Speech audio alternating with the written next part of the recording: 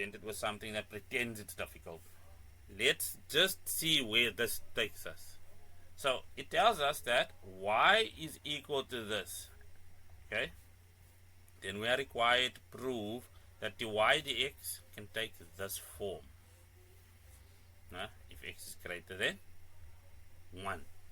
So let's not worry about this, because we're not going to take the derivative of this binomial square as is. We don't have the chain rule at our disposal just yet. Don't worry about what that is. What we do have, of course, is the ability to expand this product.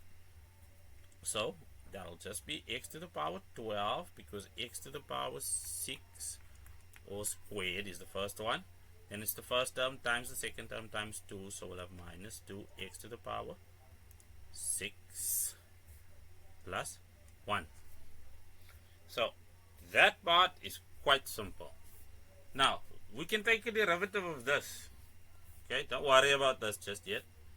But dy dx is equal to, well, 12x to the power 11 minus 6 times 2 gives us 12, and then we'll have x to the power 5.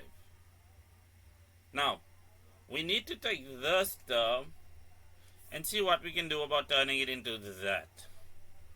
Well, for those of us with an eagle eye, and everyone else as well, we can see that 12x to the power 5 is a common factor in both these terms. First things first, we can take our 12 as a common factor, and then we can see that there's x to the power 5 in both of the second factors for both terms. So what will be left?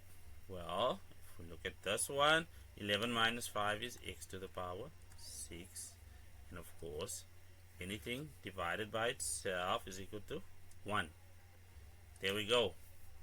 Well, by now it should be obvious that this part is exactly the same as that part. So what do I mean by that? Well, we have y being equal to x to the power 6 minus 1 all squared. If we take the square root on both sides, we'll have that the square root of y is equal to, well, what do you know? X to the power 6 minus 1. So we can sub this into that, and it will yield, drums please, 12 x to the power 5 multiplied by the square root of y.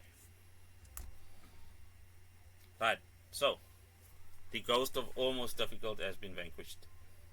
That's it? That's it.